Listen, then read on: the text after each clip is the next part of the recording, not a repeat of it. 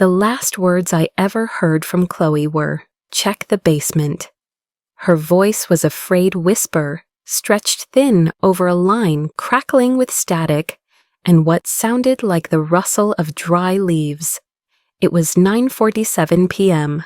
I know the exact time because I was glancing at the microwave clock. My hand hovering over a half-empty mug of chamomile tea, wondering if it was too late to call my husband, Mark. He was on a business trip in Denver, and I was trying to respect his need for sleep before his big presentation. The phone had rung with an unknown number, and I'd almost let it go to voicemail, but a strange, prickling intuition, the kind that only mothers seem to develop, made me answer. Now silence hummed in my ear. The call had ended as abruptly as it began. "Chloe," I said to the dead air, my own voice sounding hollow in the quiet kitchen. "Hello?" "Nothing." I stared at the phone, my heart starting a frantic, uneven rhythm against my ribs. Chloe was our babysitter. A sweet, responsible 17-year-old who was supposed to be watching our 6-year-old daughter, Lily, tonight. Except I had come home early from my book club meeting, feeling a sudden migraine bloom behind my eyes, and had sent her home around 8. She'd seemed reluctant to leave, an odd flicker of something, fear, anxiety, in her wide blue eyes. I'd chalked it up to teenage drama, paid her for the full night, and ushered her out the door with a smile. Now her disembodied, terrified whisper echoed in my mind. "Check the basement." It made no sense. Why would she call me from an unknown number, almost 2 hours after she'd left, to tell me to check a part of my own house? My first thought was that it was a prank, a stupid, cruel joke. Maybe she and her friends were parked down the street, watching my house, laughing. But the sound of her voice, it wasn't playful, it was raw. It was the sound of a cornered animal. I walked through the silent downstairs, my bare feet cold against the hardwood floors. The grandfather clock in the foyer ticked with an unnerving loudness, each swing of its pendulum marking a second of my mounting unease. Upstairs, Lily was asleep, her breathing a soft, steady whisper from the baby monitor on the counter. She was safe. I had checked on her the moment I got home. Her small form curled around a worn teddy bear, her face serene in the glow of her unicorn nightlight. The house was locked. The alarm was set. We were secure. So what could possibly be in the basement? It was our dumping ground, a subterranean landscape of forgotten things.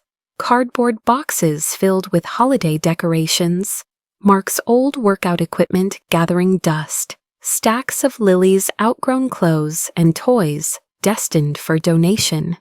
It was musty and spiderwebbed and utterly mundane. I stood at the top of the basement stairs, my hand resting on the cold brass doorknob.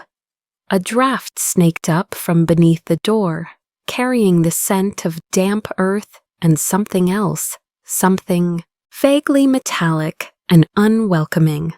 For a moment, I considered calling Mark, but what would I say?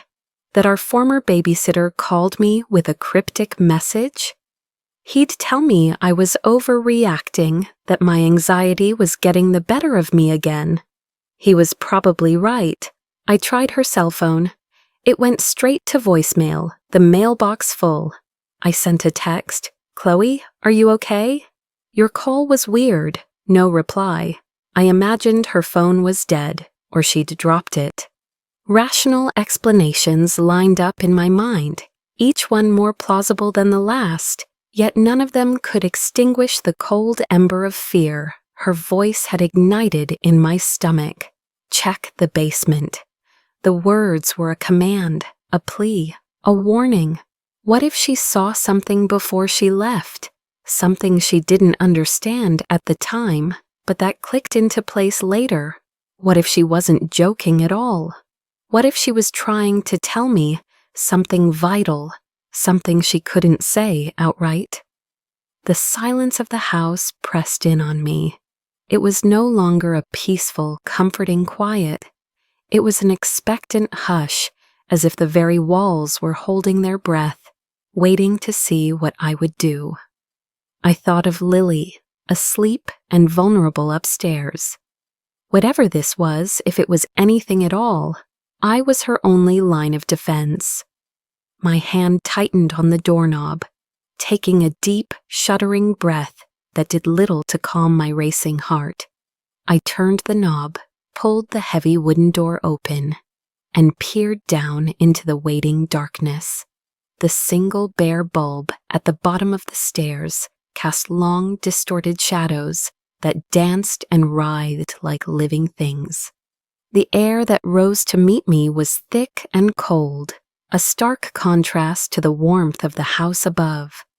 My hand fumbled along the wall for the light switch, my fingers trembling slightly. With a click, a weak yellow light flooded the narrow staircase, revealing the familiar clutter below. It looked exactly as it always did, disorganized, dusty, harmless.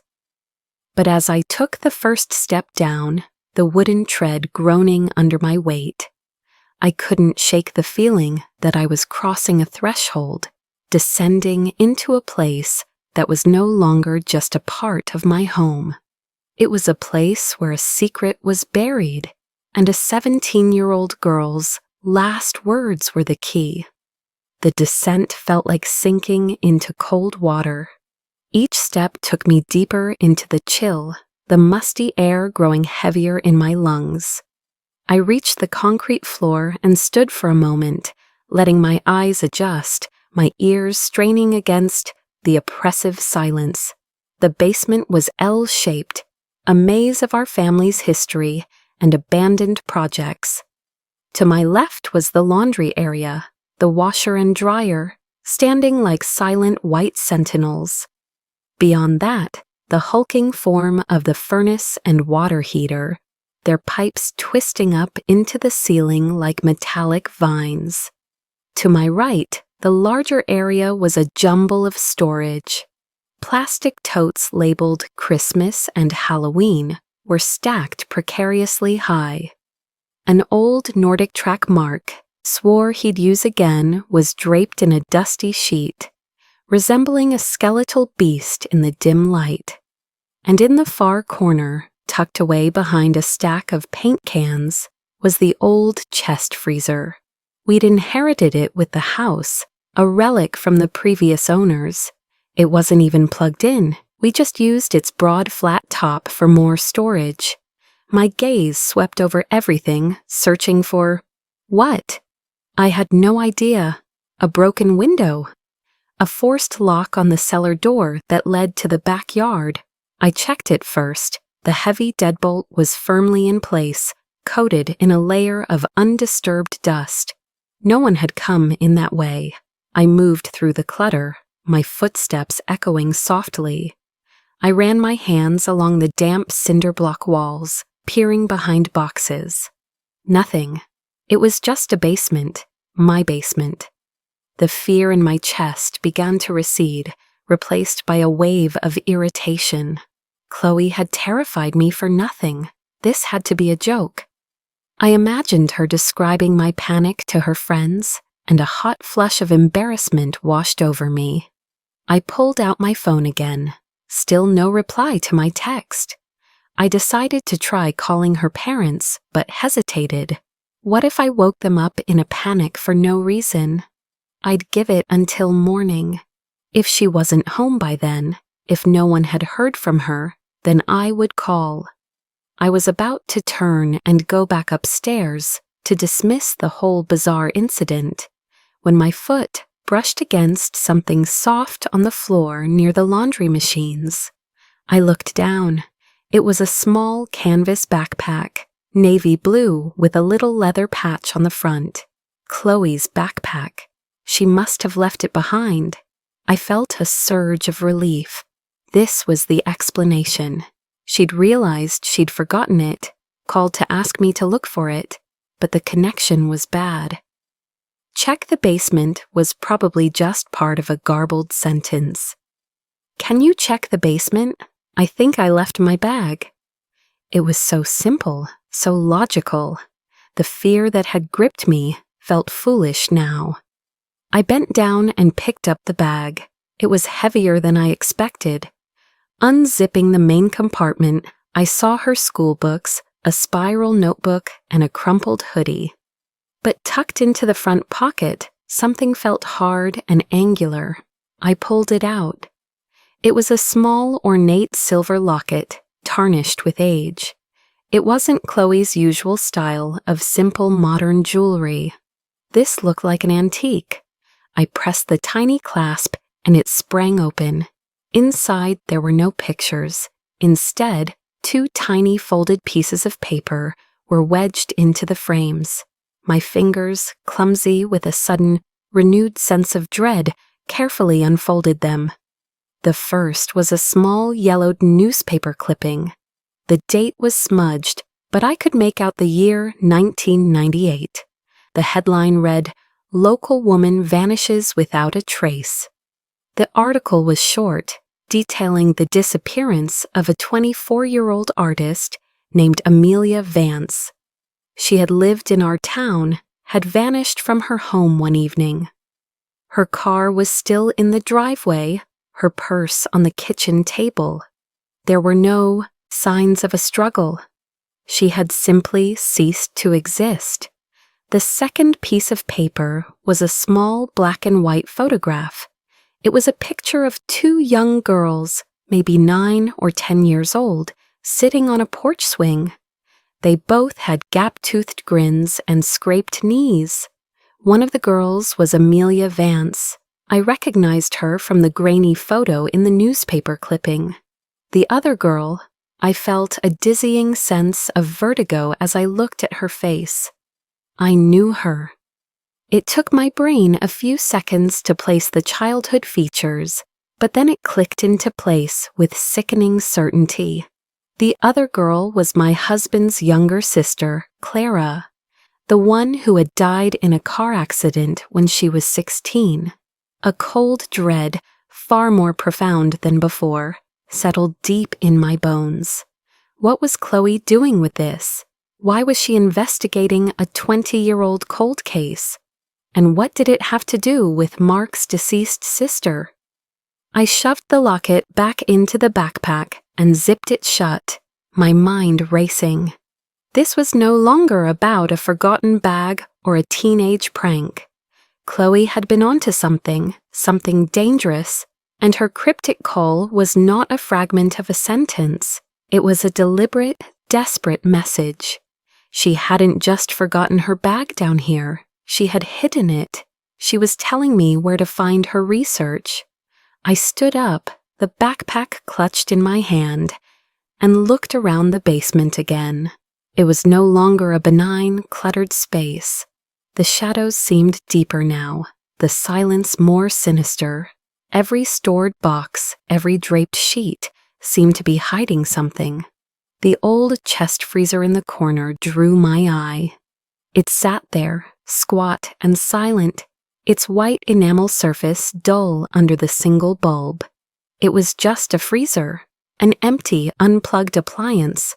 But a new, terrible thought began to form in my mind. A thought so monstrous, I tried to push it away. Chloe hadn't said, "Check for something in the basement." She had said, "Check the basement." As if the room itself was the thing to be checked. As if it held a secret not just within its clutter, but within its very structure. My gaze fell to the concrete floor.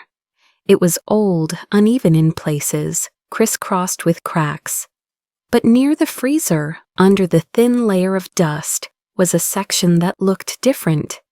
The color was a slightly lighter shade of gray, the texture smoother.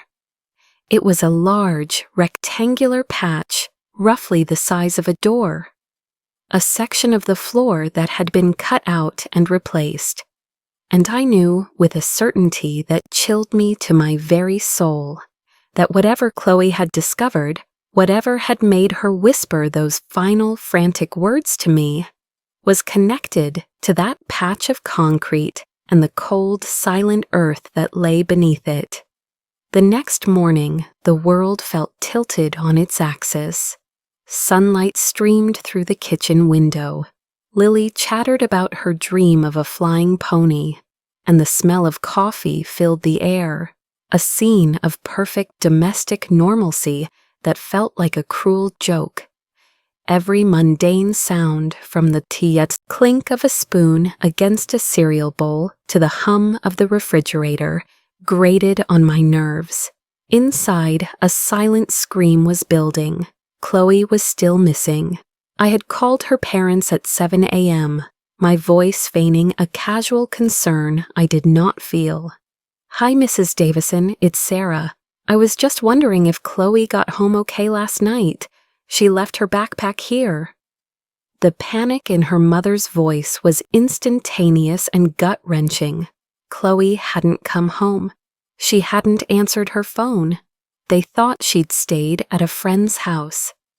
Within an hour, the police were involved, and our quiet suburban street was disrupted by the unwelcome sight of a patrol car parked in front of my house. 2 officers, a man and a woman, sat at my kitchen table. I recounted the events of the previous night, carefully omitting the discovery of the locket and the strange patch of floor in the basement. I told them about her leaving early, about the strange, garbled phone call. I showed them her backpack. "She might have just been trying to tell me she forgot her bag," I offered, testing the lie on my tongue. It tasted like ash. Officer Brady, the man, nodded sympathetically, but with a detached air that suggested he'd heard 1,000 similar stories. "Teenage girls," he said with a sigh. "She probably got in a fight with her folks and is laying low at a friend's place. She'll turn up." His partner, Officer Chen, was quieter, her eyes sharp and observant as she scanned the room. She was the one who asked, "You said the call was from an unknown number? You're sure it was her voice?" I think so," I stammered. "It was just a whisper, and the line was bad, but it sounded like her." I felt like a traitor. I was holding back the most crucial information, but what could I say? That I suspected our babysitter had unearthed a 20-year-old murder mystery in my basement? That I thought it was connected to my husband's dead sister? They would think I was crazy, they would dismiss me, and I would lose any chance of figuring this out on my own. After they left, promising to keep an eye out, the house felt enormous and empty. I called Mark. His phone went to voicemail. "Hey, it's me," I said, trying to keep my voice steady. "Something strange has happened. Chloe's missing. She never went home last night. The police think she's a runaway, but I don't know. Call me as soon as you get this." I hung up, a new layer of unease settling over me. Mark always answered my calls, even if it was just to say he was in a meeting and would call back. Straight to voicemail was unusual. The basement beckoned. I knew I had to go back down to look at that patch of concrete again in the harsh light of day. I sent Lily to her room with the tablet, promising her screen time in exchange for an hour of quiet. Then, armed with a powerful flashlight, I descended the stairs once more. This time, I wasn't just looking, I was investigating. The patch on the floor was undeniable. It was a near-perfect rectangle, about 4 feet by 6 feet. The concrete had been poured separately from the rest of the foundation. The edges, though sealed, were visible if you looked closely. Someone had dug into the floor of my basement and then sealed it back up. My heart hammered against my ribs. I knelt, running my fingers over the seam. It was smooth, professional work, not a sloppy patch job. This was done by someone who knew what they were doing, someone who wanted it to remain hidden. I thought of the chest freezer, which was usually positioned directly on top of this spot. We had moved it a few months ago during a failed attempt at a basement clean-out, shifting it against the far wall and then abandoning the project. Had Chloe noticed the patch then? Had that been the start of her investigation? I opened her backpack again, this time taking out the spiral notebook. Most of it was filled with high school class notes and doodles, but the last few pages were different. The handwriting was rushed, frantic. It was a makeshift diary, a collection of her thoughts and discoveries. The first entry was dated 2 months ago. Cleaned the basement with Sarah today. Moved the big freezer. Weird floor underneath. Looks like a patch. Mark seemed really tense when he saw it. My blood ran cold. Mark was there. He had seen it. I scanned the next entry. Looked up the history of the house. A woman went missing from here in the late 90s. Amelia Vance, never found. Police called it a cold case. Chloe had done her homework. She was smart, too smart. The final entry was from the day before yesterday. It was short, almost illegible. He knows I know. Found the locket, Clara and Amelia. They were friends. He watches me. I'm scared. If something happens, the proof is in the basement. The proof? She wasn't talking about the locket. She was talking about what was under the concrete. I stood up, a terrifying clarity washing over me. Chloe hadn't run away. The person she was afraid of, the he who was watching her, had done something to her. And my husband, Mark, was connected to it all. The locket with the picture of his sister and the missing woman, his tension when he saw the patched floor. It all pointed to a secret he was keeping. A secret that had been buried under our home for 2 decades. My phone buzzed in my pocket, startling me so much I nearly dropped it. It was Mark. I stared at his name on the screen, my thumb hovering over the answer button. My husband. The man I had built a life with, the father of my child. Was he a monster? I had to know. I had to pretend everything was normal. I took a shaky breath and answered, "Mark? Hey, sorry I missed your call." His voice was warm, familiar, a sound that had always comforted me. Now it sent a chill down my spine. I was in a tunnel. What's going on? You sounded stressed. It's Chloe, I said, forcing my voice to remain even. She's missing. There was a pause on the other end of the line. It was only a second, but it felt like an eternity. What do you mean, missing? He asked. His voice was laced with concern, but I could hear something else beneath it. A subtle, sharp edge of something that wasn't surprise. It was calculation. She never went home last night, I continued, my heart pounding. The police have been here. They think she's a runaway. Oh my God, he said. That's terrible. Poor girl. Are you okay? Is Lily okay? He was playing the part of the concerned husband perfectly. But I knew he was lying.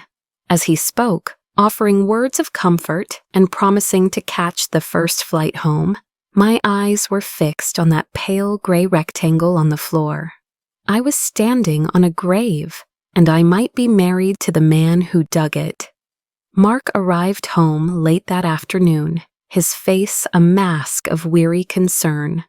He swept me into a hug that felt like a cage, his arms tight around me, his chin resting on the top of my head. I came as fast as I could, he murmured into my hair. I can't believe this. Her poor parents. Is there any news? I pulled back, forcing myself to meet his eyes. They were the same warm brown eyes I had fallen in love with, but now I saw them differently. I was searching for the cracks in the facade, the flicker of darkness behind the performance. "No, nothing yet," I said, my voice quiet. "The police are treating it as a standard missing person case." He ran a hand through his hair, a gesture of distress I had seen 100 times. Was it genuine or just another part of the act? "Well, I'm home now," he said, squeezing my shoulders. "We'll get through this. You and Lily are my priority." The words were meant to be comforting, but they landed like a threat. My priority. Was that why he was here?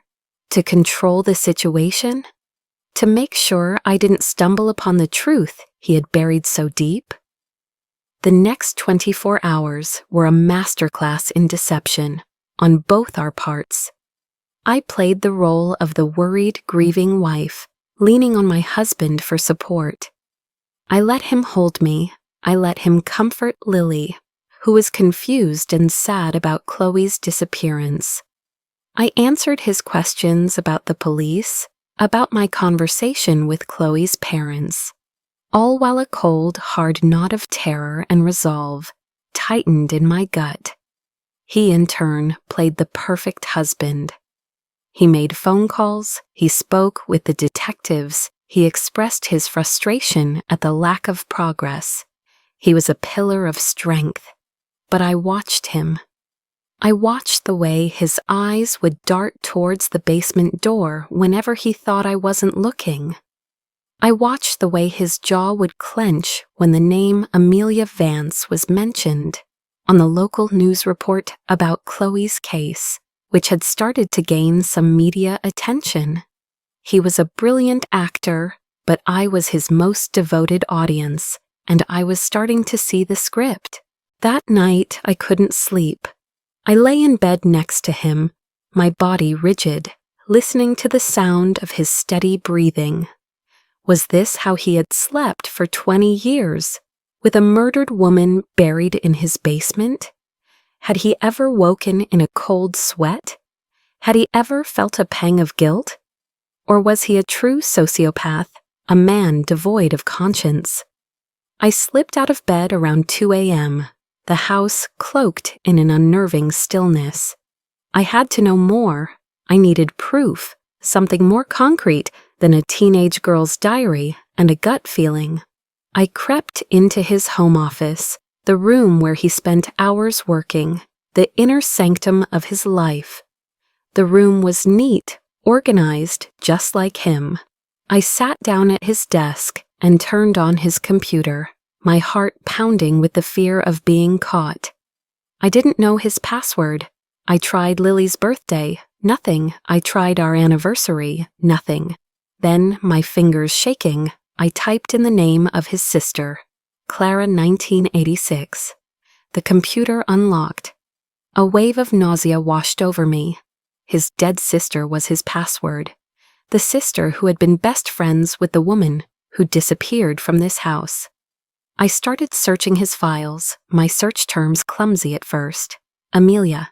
Vance. Nothing came up. He was too smart for that. I opened his old photo archives, folders dating back years. I clicked on a folder labeled Childhood. It was filled with scanned images of him and Clara, picnics, birthday parties, family vacations. And then I saw her, Amelia Vance. She was in half a dozen photos, laughing with Clara, posing with Mark's family. They weren't just friends, they were inseparable. In one photo, a teenage Mark, all awkward limbs and shy smile, had his arm around Amelia. She was looking at him with an expression of pure adoration. They had been more than friends. He had never mentioned her. Not once in the 15 years we had been together. He had told me about Clara's tragic death, painting a picture of a close-knit, loving family shattered by loss. But he had surgically removed Amelia from the narrative. I felt a cold dread seep into me. This wasn't just a secret, It was a carefully constructed lie that formed the very foundation of the man I had married. I kept digging. I went into his email, searching his deleted items folder, and there I found it. An email exchange from 3 months ago. The sender was an anonymous, encrypted address.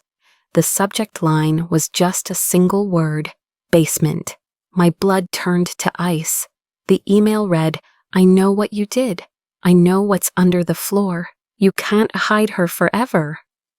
Mark's reply was short and chilling. "Who is this? What do you want?" The final email from the anonymous sender was a picture. It was a photo of the locket I had found in Chloe's backpack. Chloe, she had been the one sending the emails. She had found the locket, figured out the connection, and tried to blackmail him or scare him into a confession. It was a brave, foolish teenage mistake. A mistake that had cost her life. He hadn't been on a business trip when she disappeared. The trip was a lie, an alibi. He had known Chloe was getting too close. He had lured her to the house, or perhaps she had come here looking for more evidence. And he had silenced her, just like he had silenced Amelia Vance 2 decades ago. I closed the laptop, my entire body trembling. The man sleeping in my bed was a double murderer. My daughter was sleeping under the same roof as a monster, and he thought his secrets were safe. He thought I was a fragile, clueless wife who would crumble without him. He had no idea what I was capable of. He had underestimated Chloe, and now he was underestimating me. As I crept back to my bedroom, Chloe's diary entry echoed in my mind. He knows I know. Now I knew too. And I had to form a plan. I couldn't go to the police without concrete proof. It would be his word against mine. And they already thought Chloe was a runaway. The emails were anonymous. The diary was a teenager's scribblings. I needed him to expose himself. I needed to catch the monster, and I would have to use his own home as the trap. The next few days were a suffocating dance of domesticity. I made pancakes for Lily. I discussed grocery lists with Mark. I nodded and made sympathetic noises when he talked about how worried he was for Chloe. Every normal action felt like a betrayal of the truth, a layer of paint over a rotting wall. But I had a plan, and it required me to be the perfect, unsuspecting wife. The fear was a constant, living thing inside me, a cold snake coiled in my stomach. At night, I would lie awake, listening to his breathing, and imagine his hands, the same hands that held mine and caressed my face, committing unspeakable acts of violence.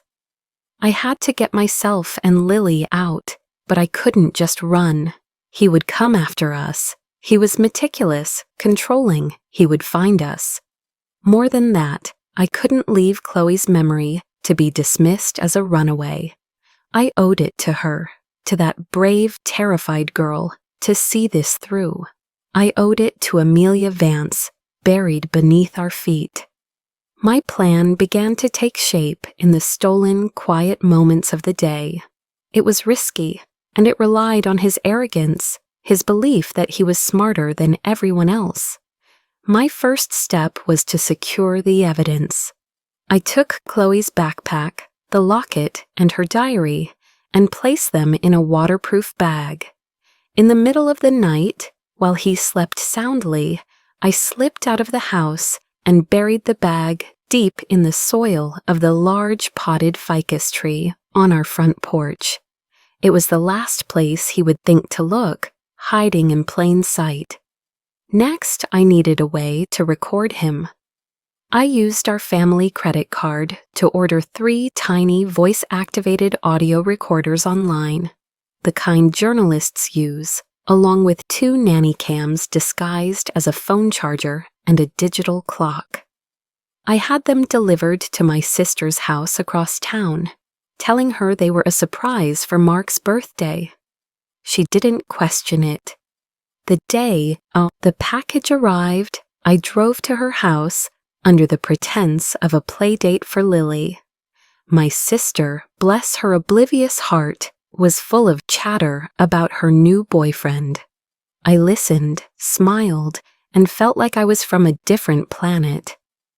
While the kids played in the backyard, I unboxed the devices in her bathroom, my hands shaking as I read the instructions. They were so small, so innocuous. They were my only hope. Getting them into our house and positioned was the most nerve-wracking part. I put one audio recorder under the lip of the kitchen island, where Mark and I often had our most serious conversations. I placed another in the living room, tucked into a bookshelf behind a row of photo albums. The third and most important one I kept for the basement. The nanny cams were trickier. The phone charger went into the wall outlet in our bedroom, its tiny lens aimed at the bed. The thought of what it might record made me feel ill, but I needed to be thorough. The digital clock went on the mantelpiece in the living room. Now all I had to do was set the trap, and the bait would be the one thing he wanted to control most, the basement. That evening, as we were clearing the dinner table, I brought it up. I made my voice sound tired, defeated. "Mark," I began, sighing heavily, "I can't stop thinking about this house, about what happened here. It feels tainted." He stopped what he was doing and looked at me, his expression cautious. "What are you talking about, Sarah?" "The news keeps mentioning that woman, Amelia Vance," I said, letting a tremor enter my voice. "Disappearing from this very house, and now Chloe. It's just too much. I keep thinking about the basement. It's so creepy down there. I hate it." I watched his face carefully. A flicker of something, annoyance, fear, crossed his features before being replaced by his usual calm concern. "Honey, you're letting this get to you," he said, his voice soft and patronizing. "It's a coincidence, a tragic one, but that's all it is." "Is it?" I pressed, looking him directly in the eye. "I want to clean it out. All of it. I want to get rid of everything that isn't ours. Especially that horrible old freezer. It gives me the creeps. I want to smash it to pieces and have it hauled away."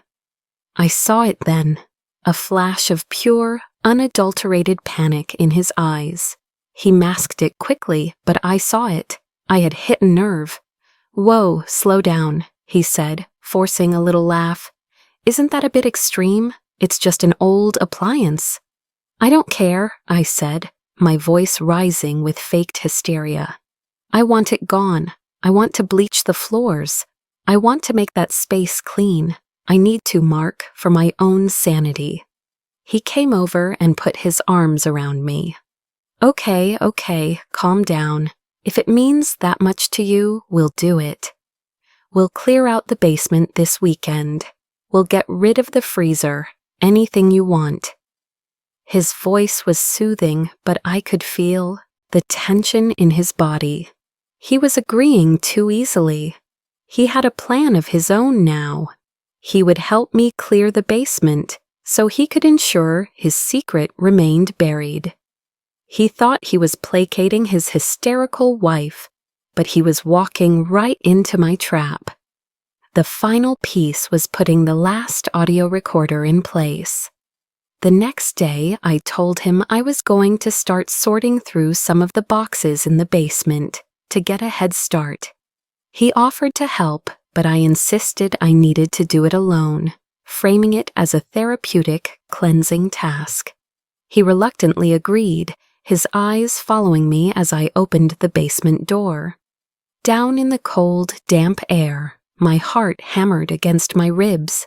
I worked for an hour, moving boxes, creating a facade of progress. Then, when I was sure he wasn't watching, I took out the tiny recorder.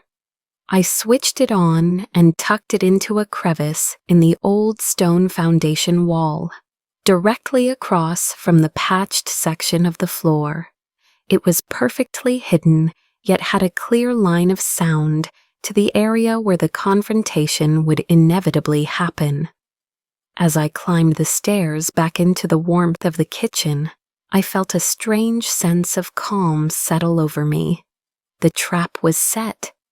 The pieces were in place.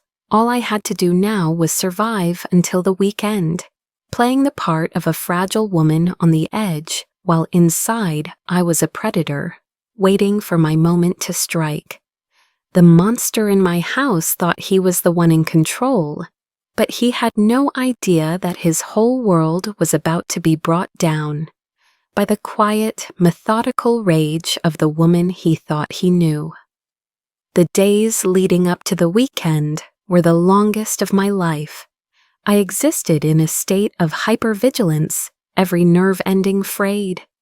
I was an actress in the most important role I would ever play, and a single misstep, a single crack in my performance, could mean death. Mark was a constant presence, his solicitousness becoming more and more suffocating. He hovered, asking if I was okay, if I needed anything, his eyes constantly searching my face for something. He was watching me, trying to gauge my state of mind, trying to see if I suspected anything. I gave him nothing but the tearful, anxious wife he expected to see. I complained about headaches, I feigned sleepless nights. I let my hands tremble when I poured my coffee. I made myself small and fragile, a damsel in distress who needed her strong husband to fix everything. And he, in his monumental arrogance, believed it all. He thought he was managing me, managing the situation. He had no idea I was managing him. On Friday evening, I made my final preparation. I called Detective Chen, the quiet, observant officer from the initial visit. I'd chosen her because she hadn't dismissed me. While her partner was talking about teenage runaways, she had been watching, listening. I had a feeling she knew there was more to the story. I used a burner phone I'd bought with cash, and I called her personal number, which I'd gotten from a friend who worked at the courthouse. "Detective Chen," I said, my voice low and urgent. "This is Sarah. We can't talk for long. I know you think Chloe ran away, but you're wrong. Something happened to her in my house. I think she's dead, and I think my husband, Mark, is responsible." There was a moment of stunned silence on the other end. "Mrs. Henderson, those are very serious accusations." "I know," I said, my voice shaking, with a mixture of real and manufactured fear. "He's a monster. He's hiding something in our basement. He murdered a woman named Amelia Vance 20 years ago and buried her down there. Chloe found out, and he killed her too." I gave her the short version of the story, the diary, the locket, the anonymous emails, Mark's connection to Amelia. I told her about my plan for the weekend, about clearing out the basement. "He's going to try to get to the evidence before we haul it away," I explained. "I have recorders set up. I need you to be listening.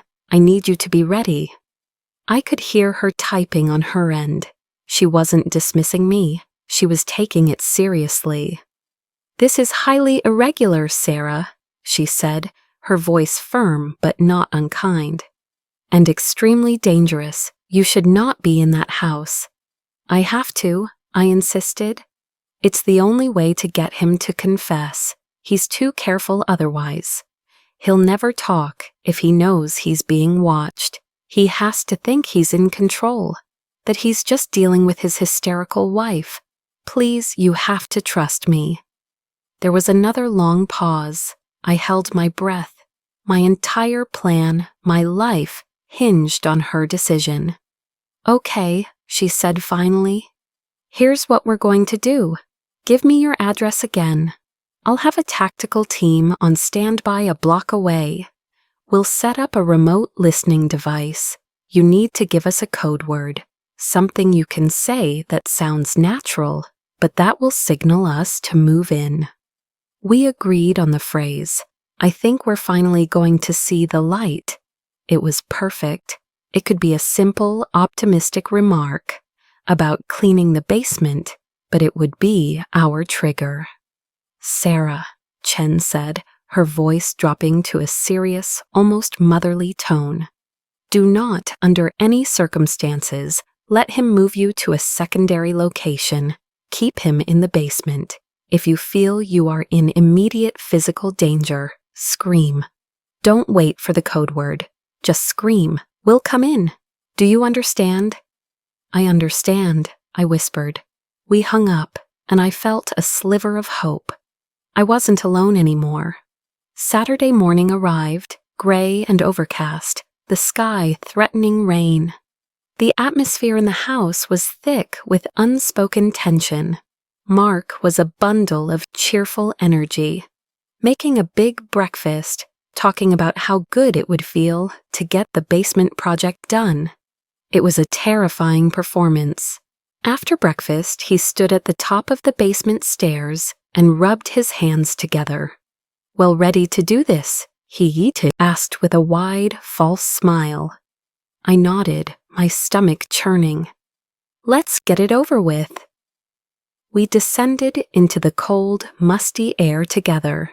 The single bulb cast our long shadows against the wall, making us look like distorted figures in a nightmare. The recorder I had placed in the foundation wall was a silent, hidden witness. Okay, he said, looking around. Where do we start? He was directing, taking charge. He wanted to steer the process. The freezer, I said immediately, my voice stronger than I expected. I want it out first. His smile tightened almost imperceptibly. All right, the freezer it is. We'll have to empty out this corner to get to it. He started moving boxes, working with an efficient, focused energy. He was a man on a mission, and his mission was to get to that patch of concrete, to check on his secret under the guise of helping me.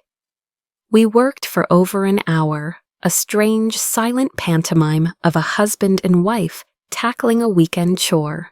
We moved boxes, we sorted through old junk, the space around the freezer slowly clearing. The entire time, I was acutely aware of his presence, the way his muscles moved under his shirt, the casual power in his hands. These were the hands of a killer. Finally, the area was clear. The freezer stood alone, and next to it, the pale gray rectangle on the floor was fully exposed.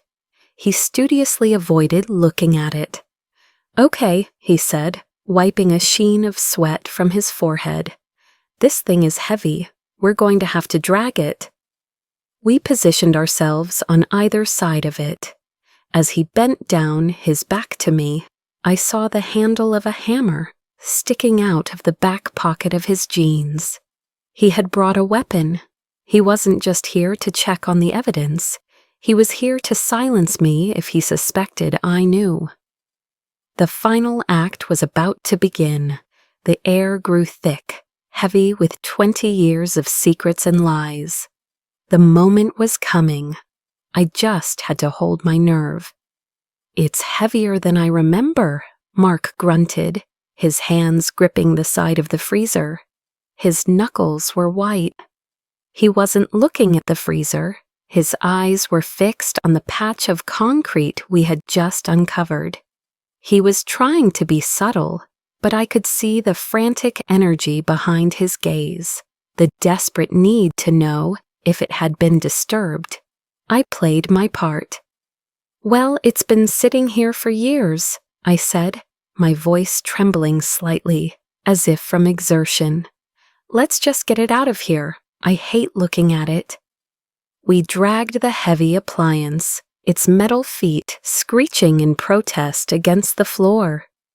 The sound was deafening in the enclosed space. a long, drawn-out scream that echoed the one trapped in my own throat. We moved it a few feet, then a few more, until it was sitting in the middle of the room. The pale rectangle was now completely bare, exposed under the weak yellow light. Mark straightened up, breathing heavily. He walked over to the patch, feigning a casual curiosity. "You know, you were right," he said, nudging the edge of the patch with the toe of his boot. "This floor is weird here. Looks like the previous owners had some plumbing work done or something." He was giving me an explanation, a pre-packaged lie to quell any suspicion. He was testing me. "Whatever it is, I hate it," I said, wrapping my arms around myself. "This whole room, it feels like a tomb." I watched his face. My choice of words hit him. His jaw tightened. He knelt, running his hand over the smooth concrete, his touch almost a caress. It was obscene. He was touching her grave right in front of me. "It's just old concrete, Sarah," he said, his voice low and soothing, but with an undercurrent of steel. "You're letting your imagination run wild." He stayed kneeling for a moment longer, his eyes scanning the seams, reassuring himself that it was untouched.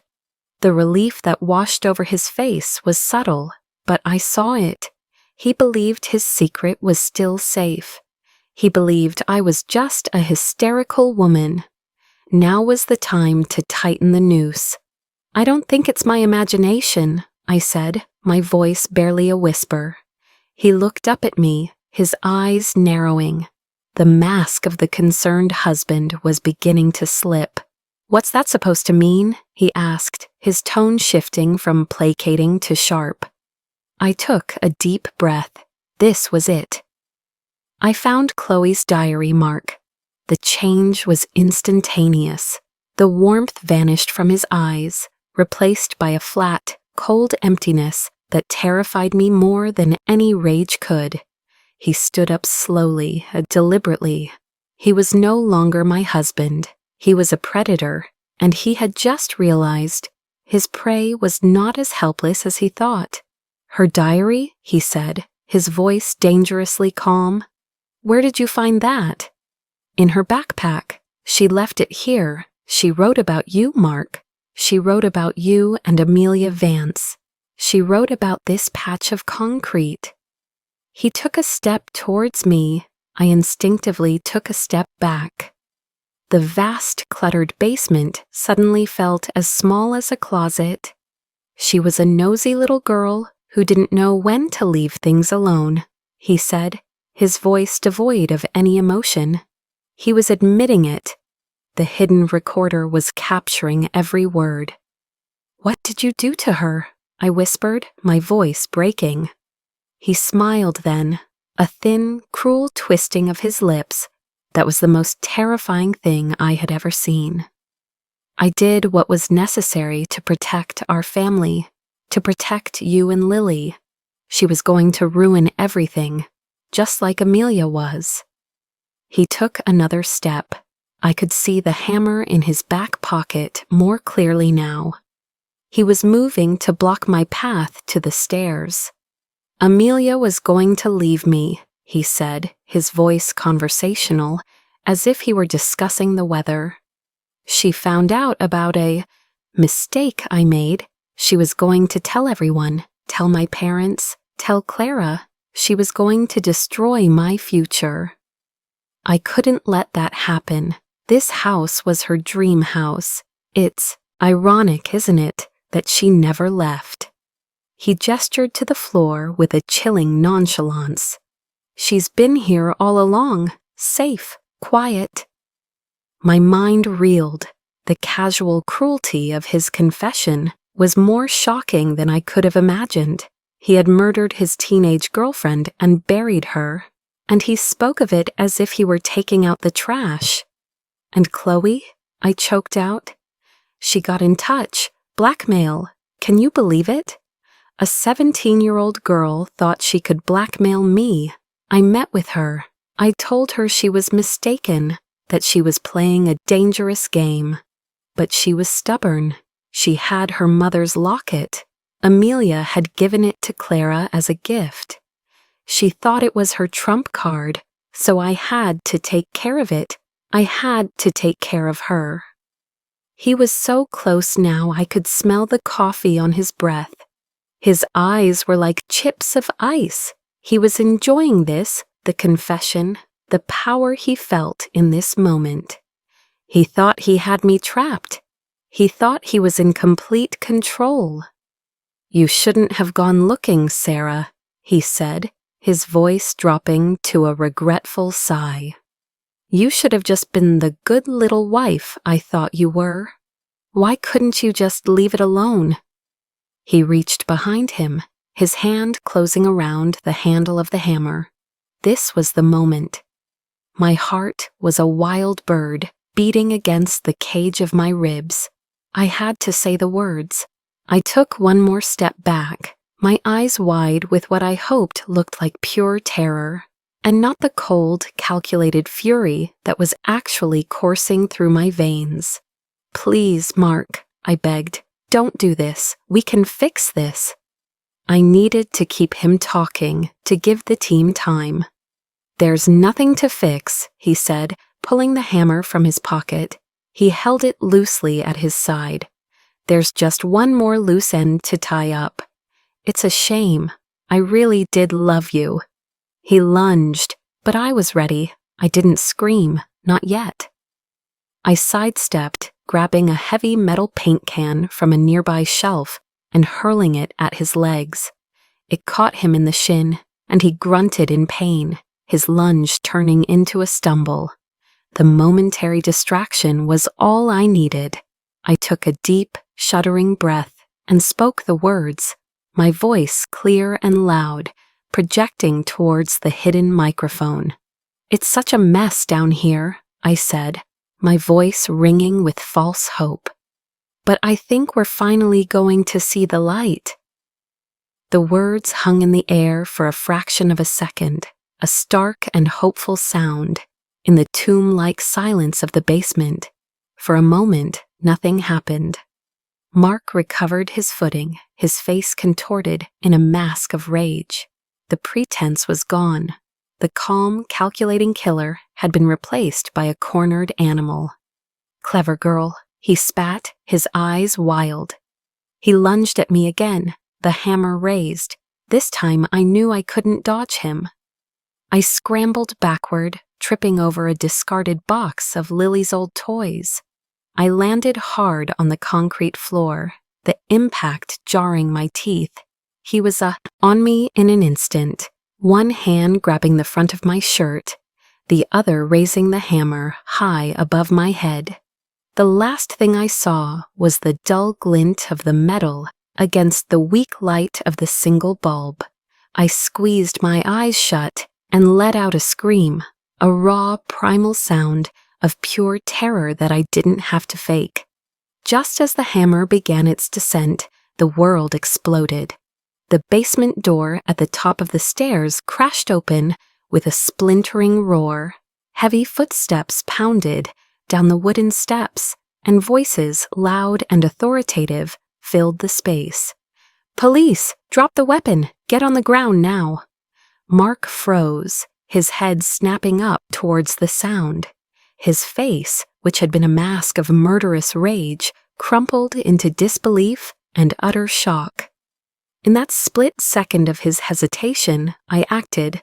I twisted my body, kicking out with all my strength, my foot connecting squarely with his knee. He roared in pain and surprise, his grip on my shirt loosening. I scrambled away from him, crab-walking backward over the dusty floor, my eyes never leaving him. The basement was suddenly flooded with light from powerful flashlights, and the dark, menacing space was filled with the imposing figures of tactical officers in full gear, their weapons all trained on my husband. Detective Chen was right behind them, her face grim and focused, her own gun pointed at Mark's chest. I said, "Drop it, now," she yelled, her voice cutting through the chaos. Mark stood there, panting, the hammer still clutched in his hand. He looked from the police officers to me, his face a maelstrom of confusion, betrayal, and hatred. He had been so sure of his control, so confident in his superiority, that he couldn't process this reality. He couldn't understand how his perfect, carefully constructed world had just been so utterly demolished. "Sarah," he whispered, his voice full of a pathetic, pleading disbelief. "How?" He looked like a lost little boy, and for a fleeting, sickening moment, I almost felt a pang of pity for the man I once loved. But then I saw the hammer in his hand, and I remembered the coldness in his eyes as he described murdering 2 innocent people, and the pity curdled into disgust. "Drop it, Mark," Chen commanded again, her voice leaving no room for argument. Slowly, as if in a trance, his fingers uncurled. The hammer fell from his grasp, clattering onto the concrete with a sound that seemed to echo the finality of it all. Instantly, 2 officers were on him, forcing him to the ground, his face pressed against the dusty floor that concealed his first victim. They cuffed his hands behind his back with brutal efficiency. He didn't struggle. The fight had gone out of him, replaced by a stunned, hollow emptiness. Detective Chen rushed to my side, her eyes scanning me for injuries. "Are you okay? Are you hurt?" she asked, her professional demeanor softening with genuine concern. I could only nod, my body trembling uncontrollably now that the adrenaline was beginning to fade. I pushed myself into a sitting position, my back against a stack of old magazines, and watched as they hauled my husband to his feet. They read him his rights, the familiar words sounding surreal in the context of my own basement, spoken to the man I had shared a bed with for 15 years. As they led him towards the stairs, his eyes found mine one last time. There was no remorse in them, no regret. There was only a cold, bottomless hatred. The look in his eyes promised that if he ever got the chance, he would finish what he started. Then he was gone, his footsteps and the heavy tread of the officers receding up the stairs. And I was left in the sudden, ringing silence of the basement, surrounded by uniformed strangers and the ghosts of my husband's victims. A paramedic was checking me over, a kind woman with gentle hands, but I could barely register her questions. My gaze was fixed on the patch of concrete, the grave. It was over. The monster had been caged. But the horror was just beginning. The media would descend. The trial would be a public spectacle. My daughter's life had been irrevocably scarred. And I had to find a way to live with the knowledge that the greatest danger I had ever faced was not a stranger in the dark, but the man I had promised to love, honor, and cherish. The weak yellow bulb overhead flickered, and for the first time I felt the profound, chilling cold of the basement, not just on my skin, but deep within my soul. I had won.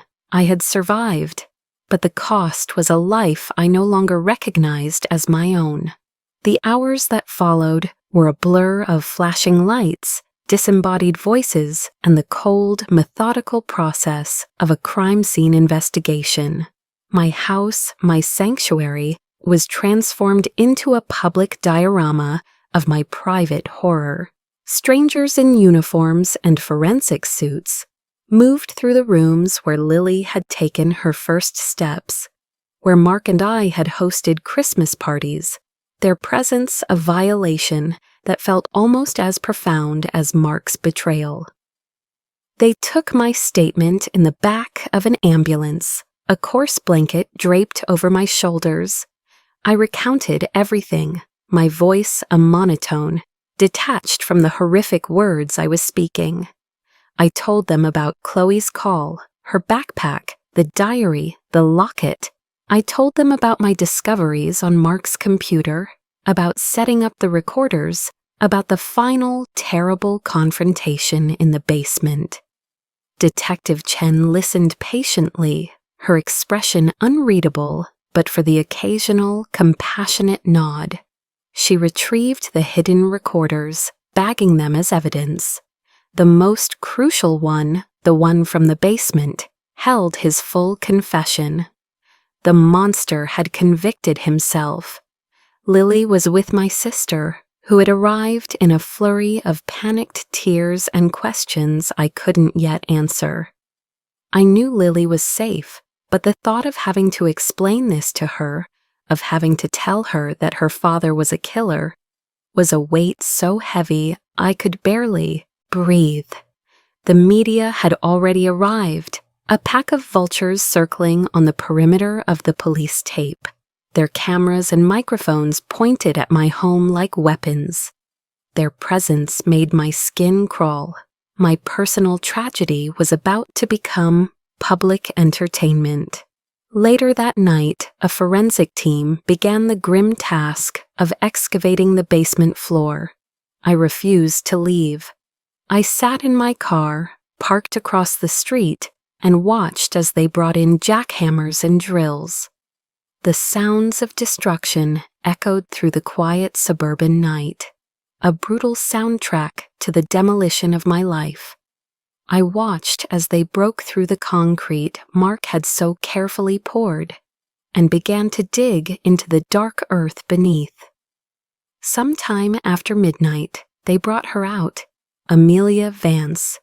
She was in a body bag, a sterile, impersonal vessel for what was left of a vibrant young woman with a future full of dreams.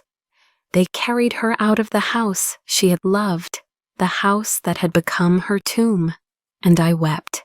I wept for her, for the life she never got to live. I wept for Chloe, a brave child who had died trying to uncover the truth. And I wept for myself and for Lily, for the life that had been stolen from us. The next few weeks were a painful public ordeal. Mark's arrest was front-page news.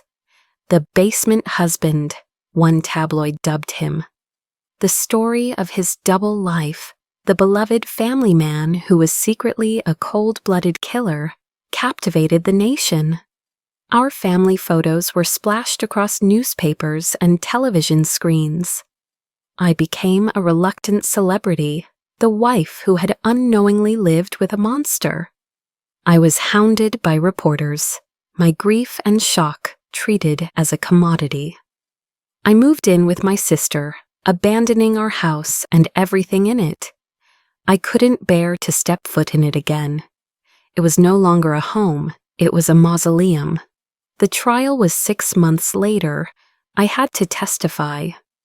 Standing in the witness box, looking at Mark sitting at the defendant's table, was the hardest thing I have ever done. He had lost weight. His eyes were hollow, but they still held that same cold, defiant hatred when they looked at me. He had pleaded not guilty, his defense team trying to paint a picture of me as a vindictive, unstable woman who had framed him. But the evidence was insurmountable. The centerpiece of the prosecution's case was the audio recording from the basement. They played it for the jury, and the courtroom fell silent as Mark's voice filled the air, calm and cruel, as he confessed to 2 murders. Hearing it again, in that sterile public setting, was like being stabbed. I could feel the eyes of everyone in the room on me, a mixture of pity and morbid curiosity. I saw Chloe's parents in the front row, their faces etched with a grief so profound it was almost unbearable to witness. Her mother clutched her husband's hand, her body shaking with silent sobs, as she listened to the last moments of her daughter's life being recounted by her killer. When the recording ended, the silence in the courtroom was absolute. There was nothing left to say, The jury took less than 2 hours to find him guilty on all counts. 2 counts of first-degree murder. The judge sentenced him to 2 consecutive life sentences, without the possibility of parole. He would die in prison. As they led him away in handcuffs for the last time, he didn't look at me. He stared straight ahead, his face a blank mask. There was no remorse, no flicker of humanity. He was just empty. After the verdict, Chloe's parents approached me in the hallway. Her mother embraced me, a hug that was fragile and fierce all at once. "Thank you," she whispered, her voice thick with tears. "You gave our daughter justice. You made sure she wasn't forgotten." "She was a hero," I said, my own tears finally falling. "She was so brave, braver than any of us." We stood there for a moment, 2 mothers bound by an unspeakable tragedy, finding a small, fragile sliver of solace in our shared grief. The trial was over, but the aftermath would last a lifetime. I had to build a new life for myself and for Lily, a life free from the shadow of her father. We moved to a new city, a place where no one knew our names, where we weren't defined by the horrors of our past. I sold the house, the proceeds going into a trust for Lily, and a large donation to a charity for missing persons in Chloe's name. I never wanted to see it again. The work of healing was slow, and it was painful. There were nights I would wake up screaming, the image of the hammer falling towards me seared into my memory. There were days when the grief and the anger were a physical weight, threatening to crush me. But I had Lily. She was my reason to keep going, my anchor in the storm. She was young, and children are resilient. She would remember her father, but I would make sure she remembered him as a sick man, a man whose darkness had nothing to do with her. I would fill her life with so much love and light that his shadow would have no place to hide. I had survived. I had faced the monster in my own home and I had won. But it wasn't a triumphant victory. It was a somber, hard-won peace. I had brought a killer to justice, and I had freed the spirits of 2 women who deserved to be remembered. And in doing so, I had freed myself. The basement was no longer a place of fear, but a symbol of the darkness I had confronted and overcome. I had walked down into the depths and dragged a terrible secret into the light. And in the light, I could finally begin to heal. Life, I've learned, doesn't offer neat resolutions. There is no magical moment when the credits roll, and all the pain simply vanishes. The scars remain. They fade, they become a part of your landscape, but they never disappear entirely. For Lily and me, our new life was built on a foundation of quiet resilience. We found a small house on a tree-lined street in a town where the seasons changed with gentle, predictable grace. It was the opposite of our old house. It was full of light, with large windows and an open floor plan. It had no basement. That was a non-negotiable requirement. For the first year, I was a ghost. I went through the motions of motherhood and daily life, but a part of me was still trapped in that cold, damp basement, my heart still racing, my ears still ringing with Mark's confession. I saw a therapist, a kind woman who helped me unpack the trauma, not just of the final confrontation, but of the 15 years of lies that preceded it. She helped me understand that Mark's darkness was his own, a sickness that had taken root long before I ever met him. It wasn't my fault. I hadn't been foolish or blind. I had been deceived by a master manipulator, a man who had perfected the art of wearing a human mask. Lily was my guiding star. Her laughter was the sound that pulled me back from the edge on the darkest days. She asked about her father, of course. At first, I gave her simple answers. Daddy is sick and had to go away for a long time. As she grew older, the questions became more complex and the answers had to become more honest.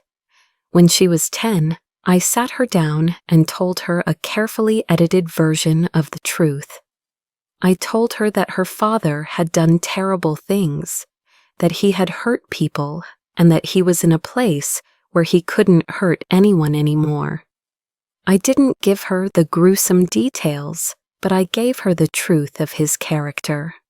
I wanted her to know that the evil belonged to him, not to her. She cried, not for the man he was, but for the father she thought she had, the one who pushed her on the swings and read her bedtime stories. It was a grief for a phantom, and we navigated it together. Chloe's parents and I stayed in touch. We exchanged Christmas cards and birthday emails. We became an unlikely family bound by a shared tragedy.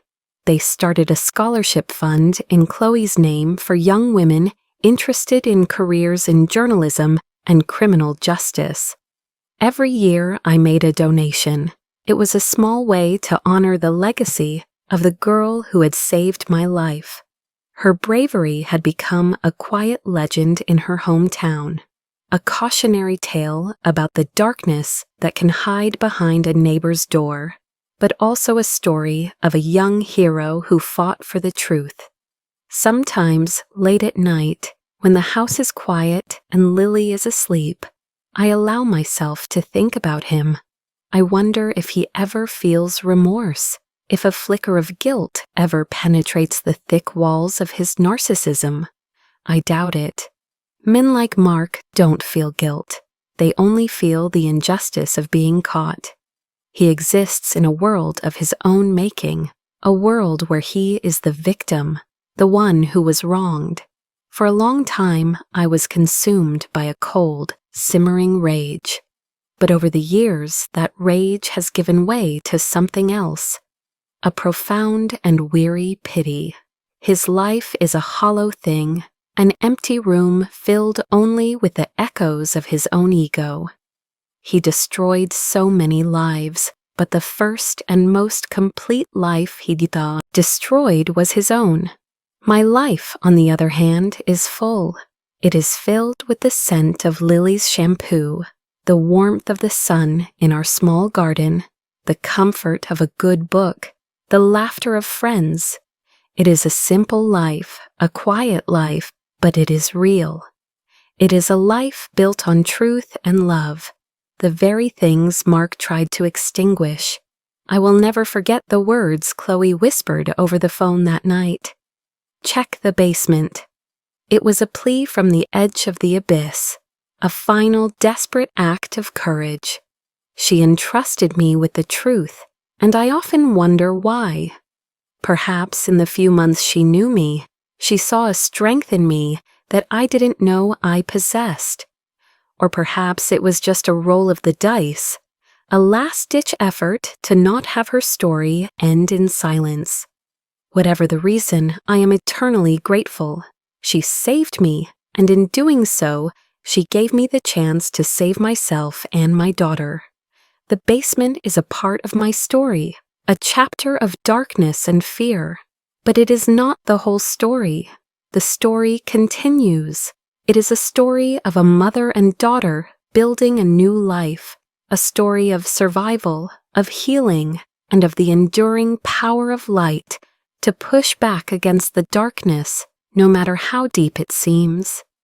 And every day, in the quiet moments of our ordinary, beautiful life, I honor the memory of the brave girl who sent me down into the dark, so that I could one day find my way back to the light.